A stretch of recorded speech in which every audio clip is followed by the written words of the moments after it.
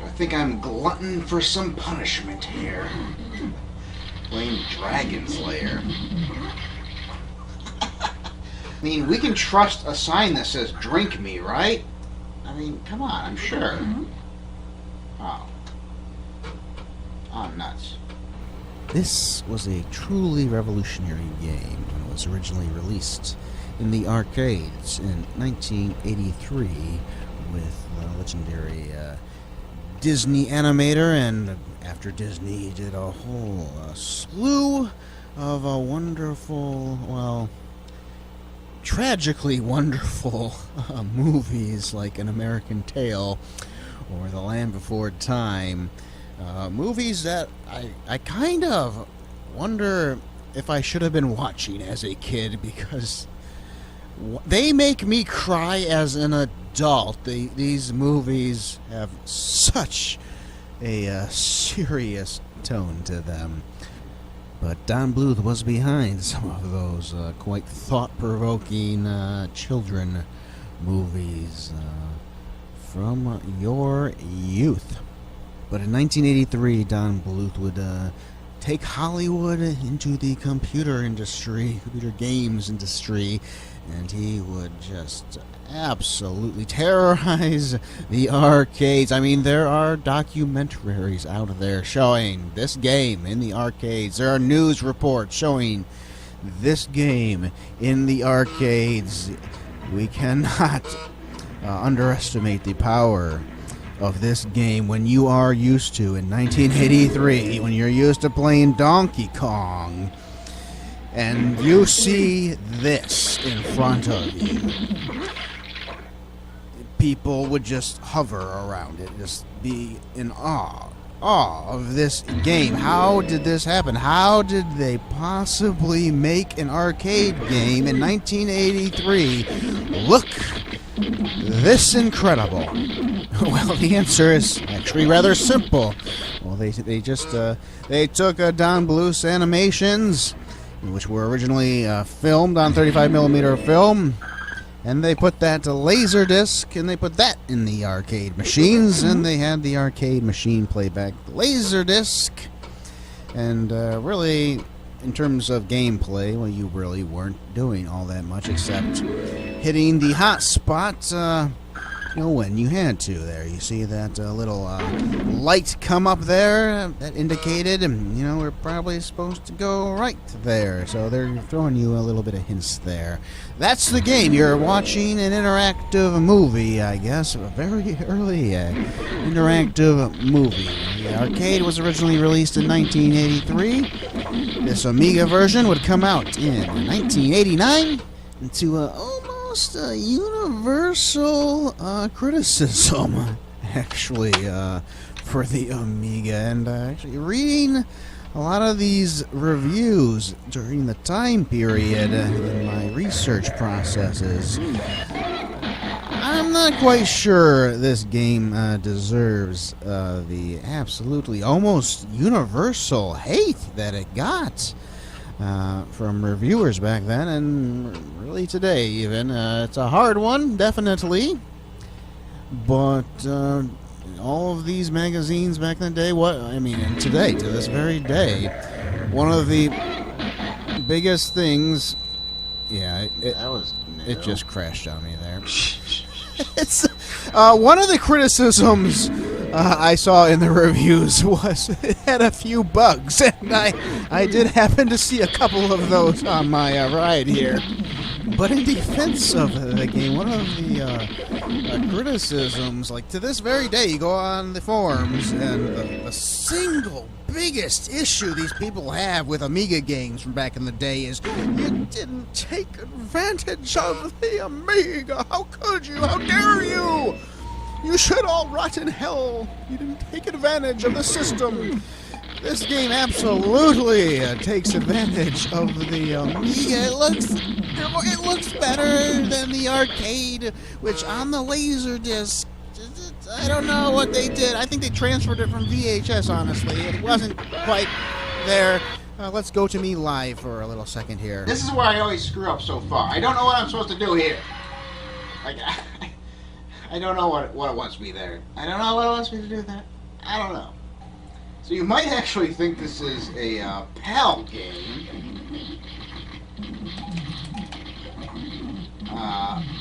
It's actually an NTSC Overscan game. Now, if you watch this online or you put it in PAL mode, it'll actually fill up most of the screen, which is why you would think it was a PAL game.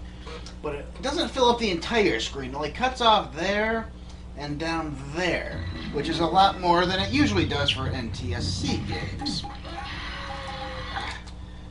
But yeah, it's because it's using NTSC Overscan, which is actually close to normal PAL res. So that's why I don't know why it does this sometimes. I don't know. I can't get past this stage. Ugh. And I've got so many more discs to go.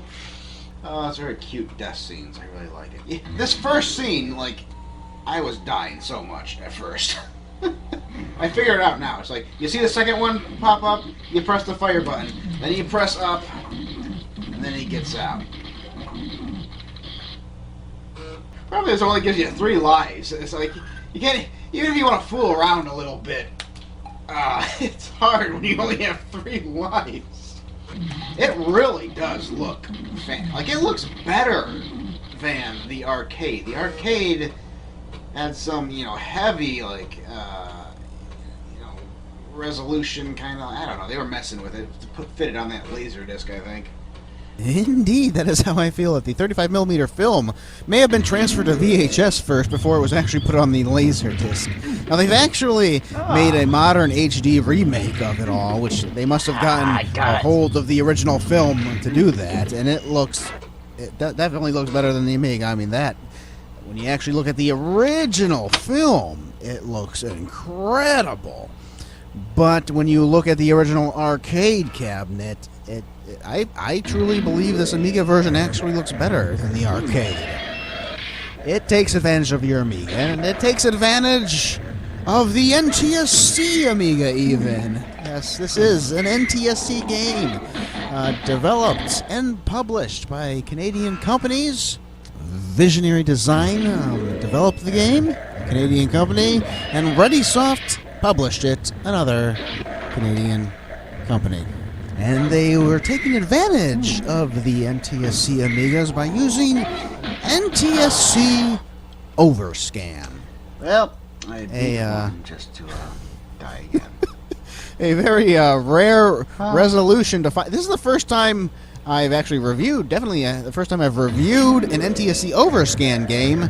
I know I've played several PAL Overscan games. I can't recall off the top of my head if I've seen too many NTSC Overscan games, but this is NTSC Overscan all the way. You know how I know that? If you watch any video of this one online, like I said earlier when I was live, you look at a long play of this or something in PAL mode. Load it. And why do you have to load it again? It is true. It's in the memory. Why did they have to load it again? If you see this game online, you'll see the very tops and the very bottom of it just lightly cropped out a little bit. And that's how I know. It's because it almost fills up an entire PAL, regular PAL mode, which is 320 by 256. It almost fills that out. Normally, when a PAL Amiga plays an NTSC game, which is 320 by 200, it is quite noticeable how much extra blackness is there. It looks like 16:9 actually. It looks widescreen. That is what normally happens with an NTSC game. But it filled most of the screen in PAL mode, which actually means it's not a PAL game. Because if it was, it would fill the entire screen in PAL mode, and it probably wouldn't even play in NTSC mode. But this is actually NTSC Overscan, which there are several. Are you wanting me to do this? There are several different modes for Overscan. Overscan's a tricky kind of thing. It's 320 by 200 in NTSC land. That was meant to be on a 4:3 monitor or television.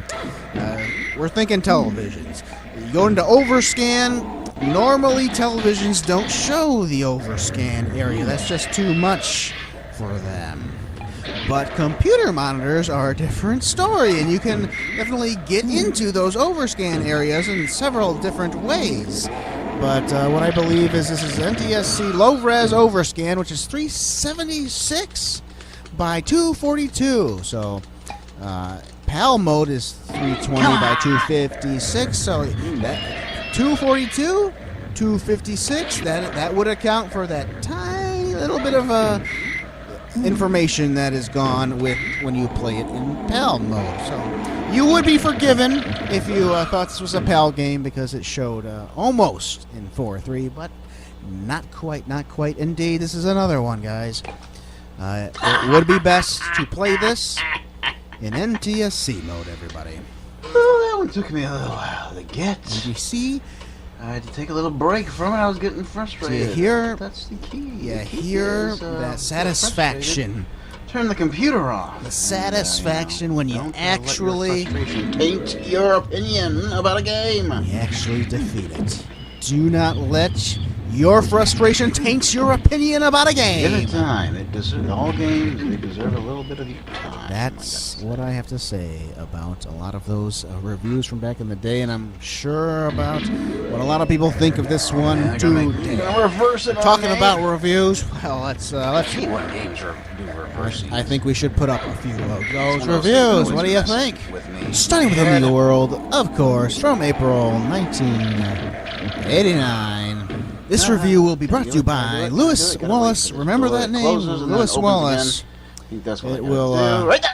It'll come into play a little bit later on. In 1983, Dragon's Lair heralded a new generation in arcade games, using Laserdisc technology for enhanced sound and graphics, digitizing graphics, and sound directly from the Laserdisc and using advanced compression techniques. ReadySoft has brought Dragon's Lair to the Amiga. You're going to go back to the beginning again. The daring. You must rescue the fair princess held captive by the evil dragon Singe. Timing is the key in Dragon's Lair. You receive visual or audible clues indicating when to make your decision. Press a key or move the joystick to indicate what you want Dirk to do. Select the proper move at the proper time, and Dirk continues on his quest. Selecting your action too soon or too late is as bad as not making any selection at all either way. Dirk will die. Well, the graphics, animations, and sound are excellent. The game itself is quite poor. It's similar to a multiple-choice cartoon in which you can pick the next scene. A lot of action takes place on screen, but it's all canned animation. The number of actions you can choose for Dirk in each sequence is very limited. It's more like winter games than it is out of this world, I gotta tell you. You always gotta just... You're completely guessing about the controls, but it's still fun. You make great points, Live Me, but shut up for a second. Blood. So I can continue on with my review. On the second floor. Usually the blood gets off on the second floor. Okay, I'm going to say a week. A total of a week, and I will have this game It took me 3 days. 3 days.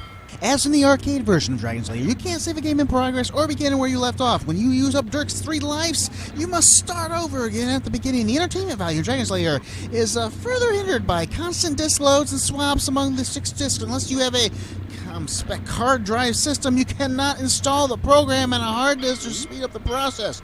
Extra RAM won't help either. The game does not take advantage of its environment, ignoring auto-config RAM beyond the minimal requirements. It should be the same thing in reverse. I don't get it. Should be the exact same thing, and it sends me all the way back here. It's frustrating. It's still fun. It's like winter games. Anyway, yeah, it doesn't take advantage of the Amiga. Well, it's got its own bootloader. Yeah, you can't install it on a hard drive, but you know, some places like in Europe, they think taking advantage of the Amiga is the first part. Is having your own bootloader and not being able to install. So it depends. It depends on where you're looking at it from. Here.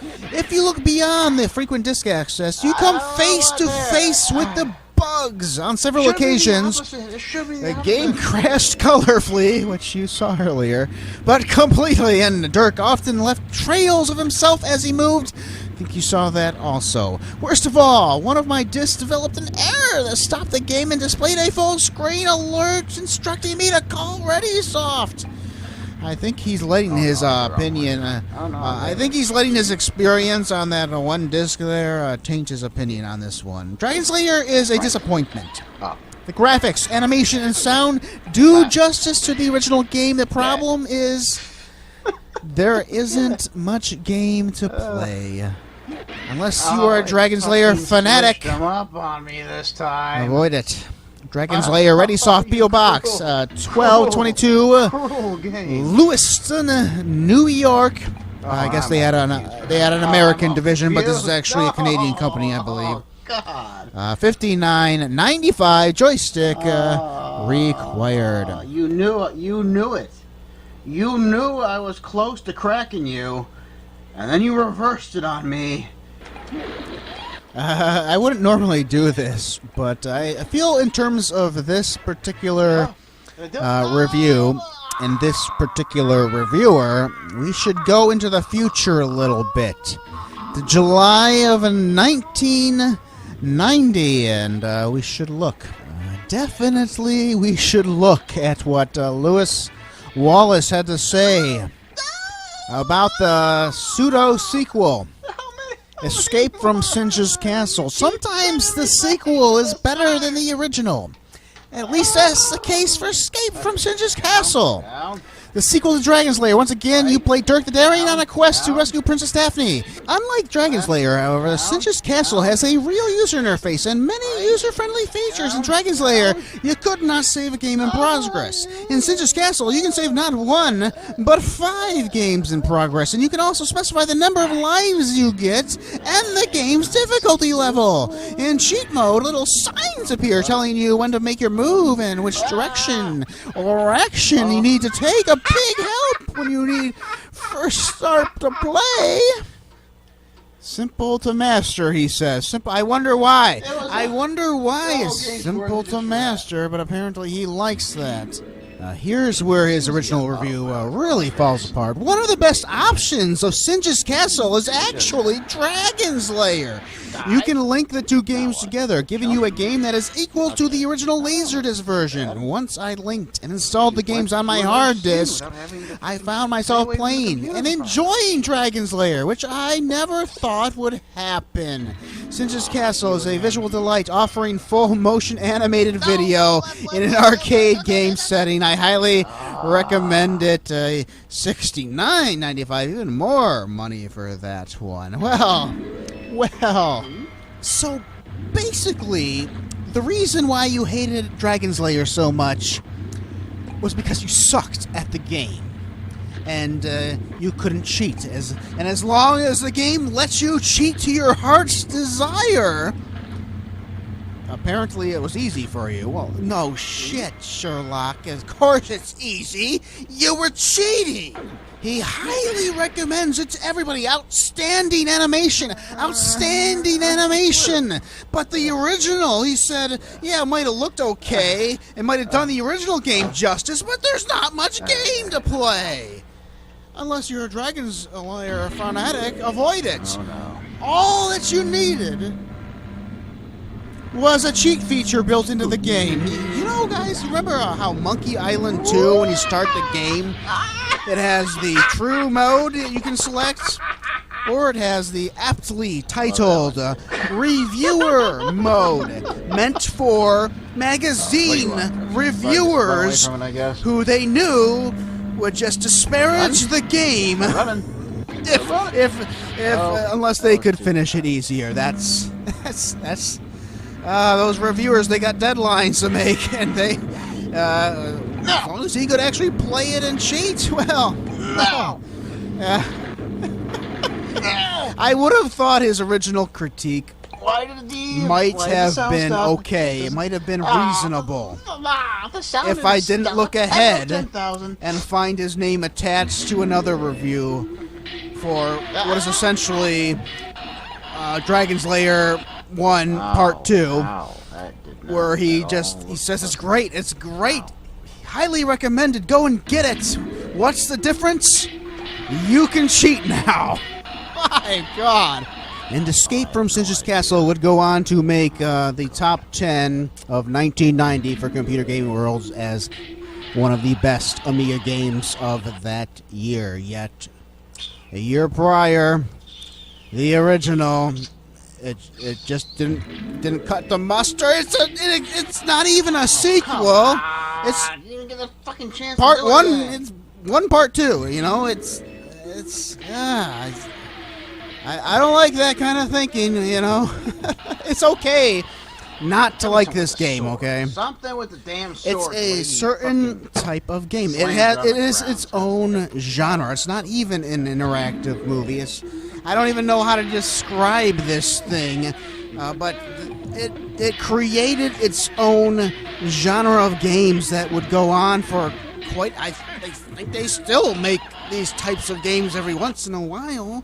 But they would be incredibly common on like the Sega CD. Even the Amiga CD32 would have several of these types of games where you're watching something and you gotta hit the right buttons at the right time. It's extraordinarily difficult to get that, to understand it, to figure it out the first time. You're gonna be playing it over and over again, but you will master it. For the people that like these games, and I'm going to tell you all that hate this game right now, there are tons of people who like this game. And I'm going to tell you guys, for those people that like this game and this genre of games, they get incredible satisfaction from taking a game that is incredibly hard, slowly, methodically, angrily figuring it out, and then they get it, and then they can play it flawlessly. And when they come back to it, and they play it again flawlessly, it's not like, oh wow, it's now it's suddenly easier. No, they get satisfaction knowing the whole time that once upon a time it was really hard, and this is how good they are, that they got to this point. And they look at everybody else and, guess what? None of you can do it. None of you can get to this point. That is incredibly satisfying for the types of people who like this genre of game. You need to understand that if you don't like the game, it's okay not to like it. There really isn't much of a game here. I'm not really talking about the gameplay mechanics of hitting buttons. I will say, though, that when you hear that bloop, bloop, bloop, that is me actually pressing the joystick button. It makes an audible noise on the Amiga when you hit the joystick button. I want you all to go search out some long plays of this game. You're not going to hear that joystick sound because they're not playing the game. You look at these people, these long play people, and you think, you know, these are the masters. These guys, they know what this game's about. They can play everything. They're cheating. They're just playing the demo mode. If you get the crack, you can just tell it to play the game itself. That is what these people are playing. And then they, later on, you know, you ask them about their opinion. They'll say they hate it. They hate it.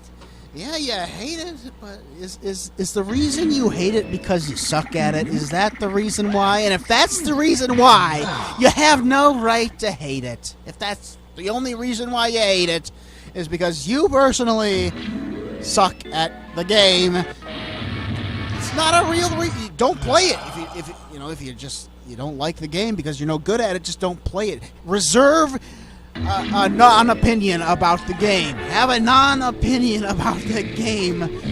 You've got to get a little farther than using a crack's built-in movie mode to give your opinion about a game. And believe it or not, this game is more than a demo. I'm going to tell you right now, I had fun playing this game and mastering it. I mean, you can hear me getting very angry at times. It's NES hard, you know.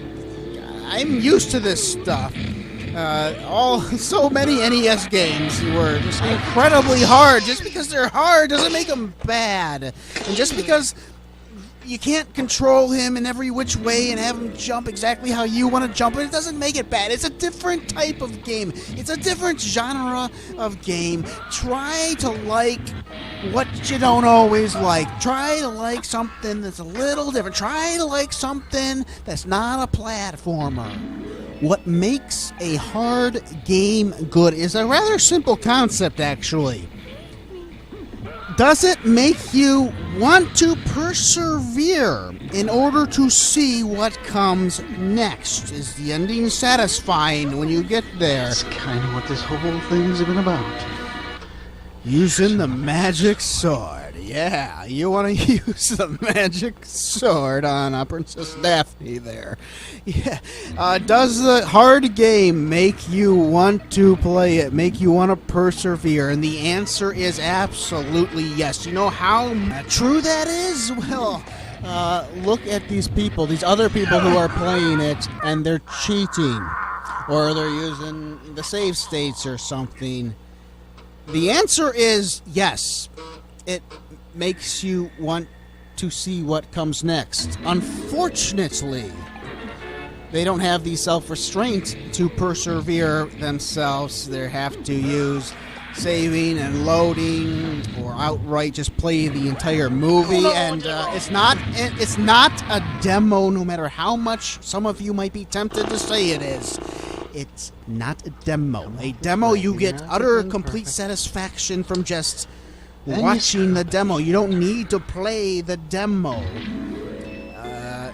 No, if they might say it's great, but it's not a good game because they can't play it. But no, I'm telling you right now, the people who persevere, the people who can beat this game, they do not think it's a bad game. And that is absolutely important. Yes. They all get angry when they're trying to master it. That's how you know it's hard. But they keep coming back until they master it. And when they master it, it is a satisfaction unlike too many others in video games. So, I would say you want to give this game, its proper due respect, and do your best. Do your absolute best to actually play it, attempt to win it. And, if you give it your all and you just can't do it, that's okay. And you have the right not to like it. I can tell you, not everybody's going to enjoy it. I heard it it's last time. obvious. Not everybody is going to enjoy it, but please respect Listen to the disc drive. that not everybody thinks like you do. Please respect that this game, it's not obvious that it's bad. It's not obvious that everybody hates it. In fact, quite a large number of people do like it. I mean, it's by no means is it one. I have never played this game before now, but I've seen it. I remember seeing it back in the day in the magazines like Amiga World, and wow, was I captivated. Look at this little advertisement for the new tech video toaster. There truly is something absolutely wonderful to say about that cell animation in games. And guess what? The Nintendo Entertainment System couldn't do this. The Super Nintendo couldn't do this because it didn't have the storage space. You had to have lots of floppy disks. First time. Or you had to have CDs. That's right. It stops here. And it's special. It's a cartoon. It's incredible to see this stuff. It's incredible to look at this stuff. It is taking advantage of the system. And you don't have to have this game in your top 10, your top 100. But it shouldn't be amongst the worst by any means. It's a unique and truly satisfying experience when you get this far. And it absolutely is best on your Commodore Amiga. Until she was kidnapped again. She would be kidnapped several more times.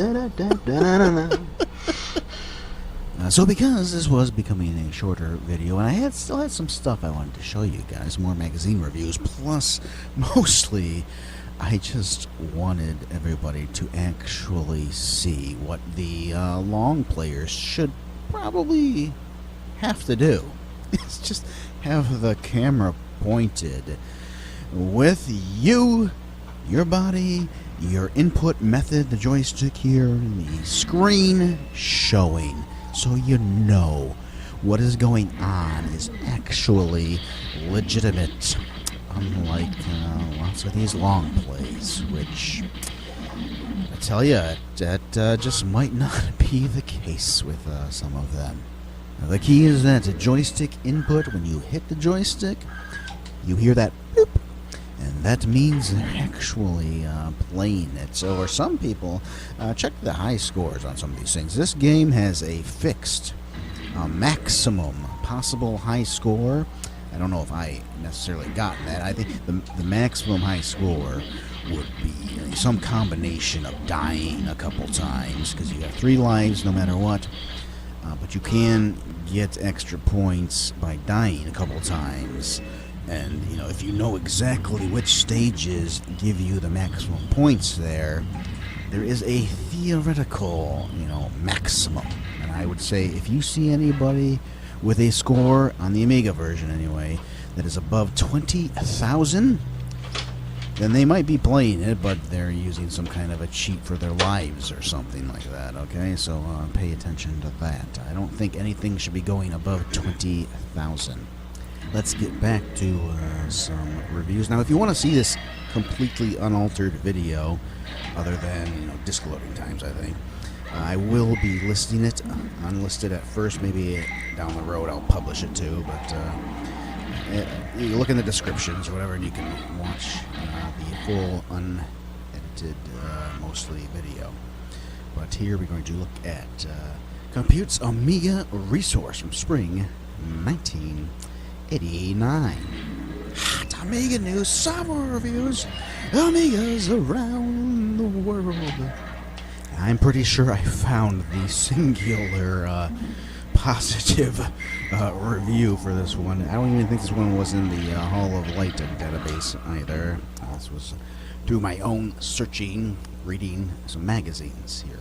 Games that push the limits. Take a look at some new Amiga games, and I guarantee you'll be impressed. Programmers are slowly but surely realizing the computer's full potential as a game machine. Soon, Amiga games will be pushing the limits of the Amiga, not just reaching them. I'm going to talk about the first hold and modify game using all 4096 colors, but here a little bit later on. If you're into animation, check out Dragon's Lair from ReadySoft. This game is unbelievable. The color animation is so fast and so clean that it rivals Saturday morning cartoons. Yes, clean, that's a great word, especially in comparison to the arcade. The Laserdisc version is just kind of dirty in comparison. These are very clean. You're using the Amiga's very nicely selected colors, and sometimes it even differs with the palette too. You see like the screenshots showing a more peachish thing, and then it was more purplish on my screen. Depending on when you play it and stuff, it'll change the palette a little bit. The original arcade version of Dragon's Lair uses a video laserdisc to achieve its picture-perfect animation. The Amiga version relies on the raw horsepower supplied by the computer's advanced video subsystem. To the casual observer, the two versions are identical. The creative genius behind Dragon's Lair is Don Bluth, former Disney artist and the director of the full-length animated movie The Secret of Nymph. Bluth and his team put a lot of work into Dragon's Lair. The game encompasses 6 Amiga discs.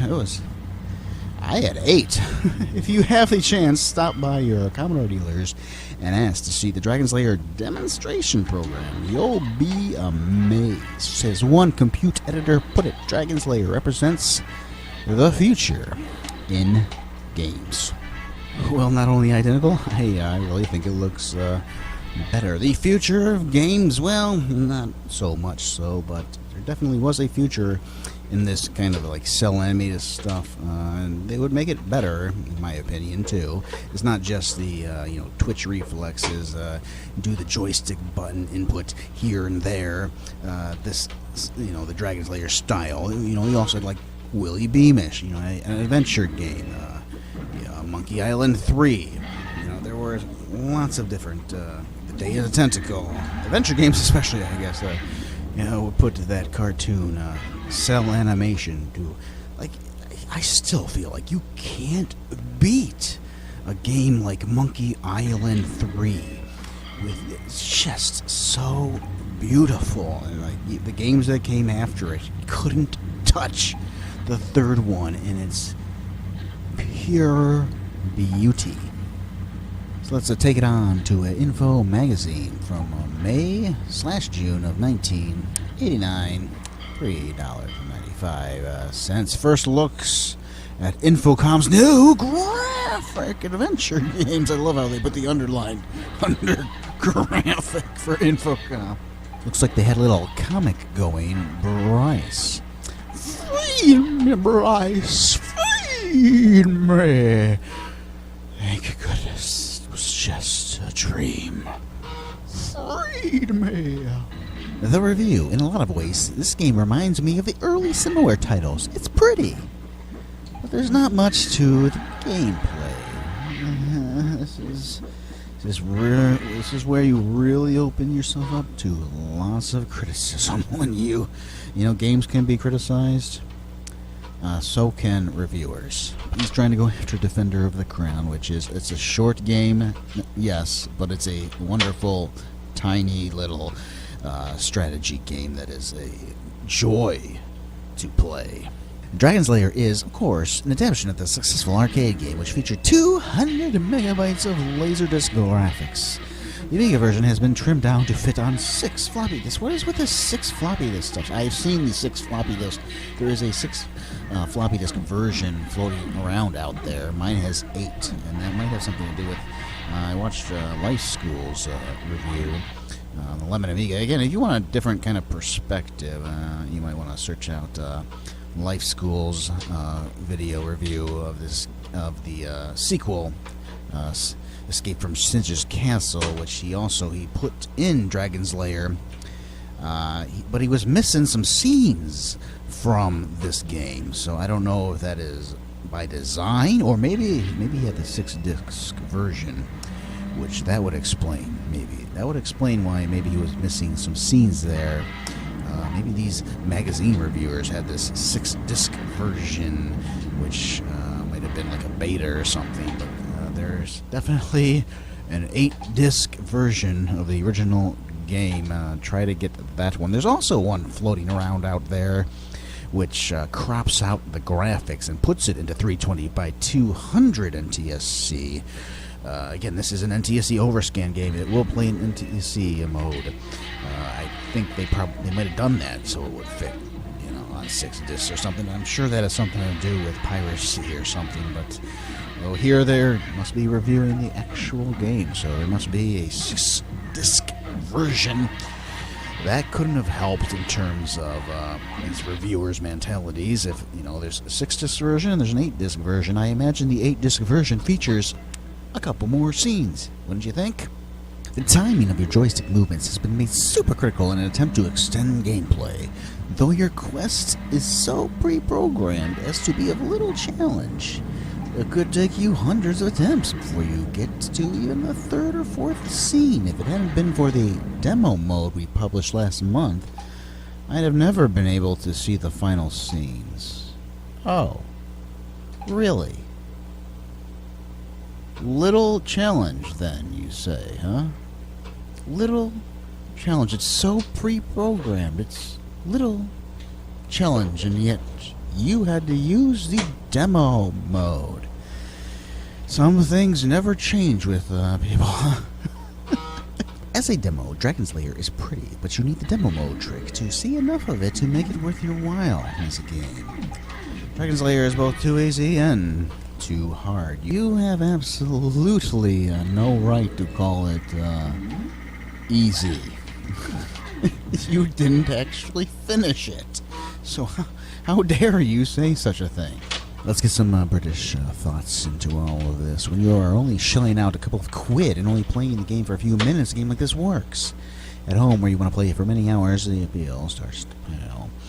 As the demo, it succeeds in showing us what we already know. The Amiga is really capable of great things. Hopefully, it will inspire budding programmers to animate heights that they never dreamed possible. I enjoyed playing it at first, but tired when I had mastered all moves. Dragon's Lair is a program your best friend should buy. Go around to his house, play it, enjoy it, but save your money. I may have tired of playing it now, but when you first enter a new room, the thrill of seeing a load of new graphics, the fear of impending death, and a very real feeling of involvement made the action electric. If you pass it by, you will be missing out. But in the long run, the expense is hard to justify. I can respect those opinions there. Back to America here, Amiga Plus magazine. If you think that Dragon's Lair is a pattern recognition game, you're on the right track. As the game goes on, the patterns increase in complexity. Decisions get harder. The amount of hints in your time per decision decreases. Dragon's Lair is harder than any other pattern recognition game I have ever played. Visionary Technologies did all the impressive programming and digitizing. The game requires 1 megabyte to run on the Amiga 500 and 2000, but on the 1000 only requires 512K. It's actually, talk about taking advantage of the Amiga right there. The file handling uses the multitasking aspects of the Amiga while actions are happening on the screen. The disk drives are busy loading the next required pieces of information. Dragon's Lair graphics are in high resolution, not tan, with true overscan. Actually, low resolution, but overscan, yes. Visionary Technologies provided selectable interlace for enhanced graphics, which looked truly mind-blowing when I saw it displayed in store on a multi-sync monitor with a flicker fixer board. I have a scan doubler on mine, so it's always without the scan lines. So when I checked, I did try interlace mode, and it looked exactly the same. I also tried high resolution. There is a high resolution mode, but all it does is put it into a tiny little window on the screen, so it's not really high resolution. Dragon's Lair is definitely a game to add to your Amiga collection. The blazing real-time graphics, digitized stereo sounds, and challenging gameplay do a lot to make up for those loading delays. Visionary Technologies and Soft have done Don Bluth justice. Now I just hope they sell enough games so they'll do an Amiga version of Space Ace, Don Bluth's second Laserdisc game. I do believe there is a Amiga version of Space Ace. Meanwhile, I'm still trying to rescue Princess Daphne and waiting for each scene to load with heavy sword and sweaty joystick. RF noise. So, final thoughts here. So, yes, most magazines definitely didn't like this one. And it's okay. It's really okay not to like this one, but you gotta dislike it in the right way. You have to understand it's a different genre, and if you like these kind of on-rail types of games, which plenty of people do, they made tons of them. If you like those kinds of games, if you like a challenge, and you like to defeat these games and know that you are amongst very talented gamers, and you will be satisfied. In the end, if you actually play the game and don't cheat, if you actually persevere, this is a game you're going to be glad you played. I'm going to eventually get on to Escape from Singer's Castle and maybe some other ones, maybe Space Ace even. Don Bluth did some great work here, and let's not forget about Rick Dyer either. He is it was really his mastermind idea in the first place to create this game, and he enlisted the help of Don Bluth, who really definitely took it over and made it his own thing as well. But definitely look up both of those. Look up Don Bluth, look up Rick Dyer. Definitely, I showed the credits in the beginning there. All talented people, all worth looking into. And this is, I enjoyed my time with this game. Enough said. I enjoyed my time playing this game. I'm happy I played it, and I'm happy I was able to defeat it. How about some other games I mentioned earlier? It's kind of like winter games. It is. The controls, they are both very much in that same style. It's different. Sometimes, in order to jump in this game, you gotta actually press left or right to jump. So it's very much similar to the winter games. You gotta Yeah, that's part of the challenge. Sometimes you want controls to be intuitive. Sometimes, for certain games, part of the challenge is figuring out the controls. Winner games. Check out Out of This World. Again, Out of This World is very theatrical in its presentation. I think this one has more in common with Winner games, but I think some people might think the two are similar-ish. So check out Out of This World. This is a hard game, so how about we go towards, I don't know, Marble Madness, maybe? And definitely the hardest game I have beaten so far on this channel would be Ghostbusters 2 on the NES. So hope you will check out those videos. Subscribe if you like this stuff. I'll see you all later. Goodbye.